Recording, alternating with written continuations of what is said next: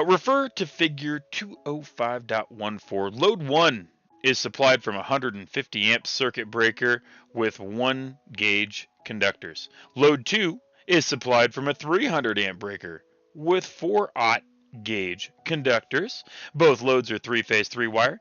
The smallest grounding conductor that can be installed between the pole box and load 1 is what gauge? Okay, so we are talking about the grounding conductor that is installed in this conduit specifically.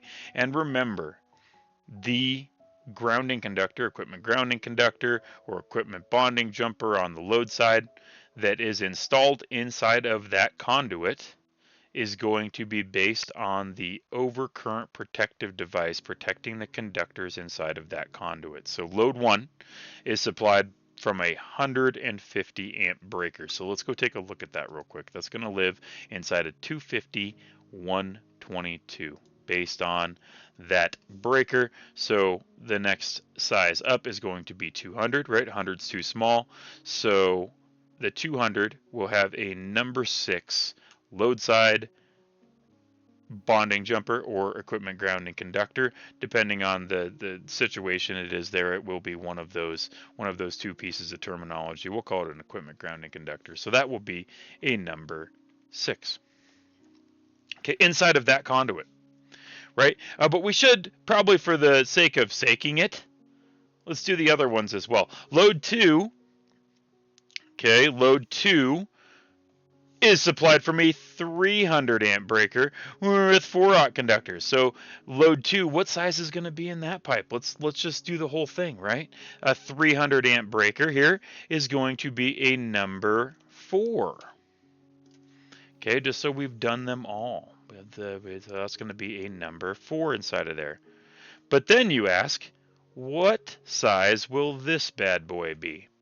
Okay, since we have 2 breakers or overcurrent protective devices that are feeding into this section, okay, we can check the code reference, and I'll show you that real quick, but it's going to be based on the largest overcurrent protective device that's feeding into that raceway.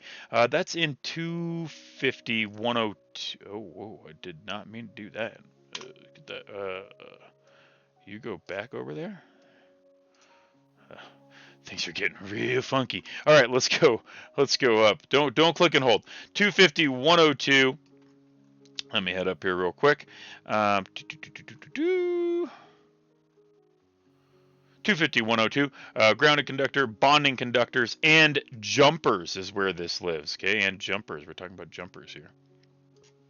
Could be a load side bonding jumper. Okay, and we're going to go down to D, size of the equipment bonding jumper on the load side of an overcurrent device. The equipment bonding jumper on the load size of an overcurrent device shall be sized in accordance with 250.122. That just means we have to use the table.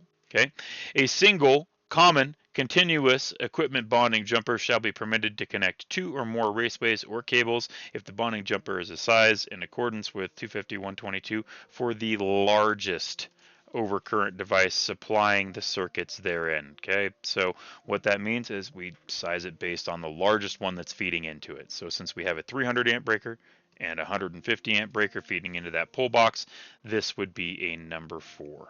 Okay, so maybe we stuff a 3-port Polaris in there, we ding those 2 4s and that 6 together, and we call it a day. But that's going to be the breakout for a question like that. So sometimes it's good to do the breakout of one, so we kind of cover all of our bases. But 14 specifically for that wire from load 1 to the pull box will be a number 6. Boom.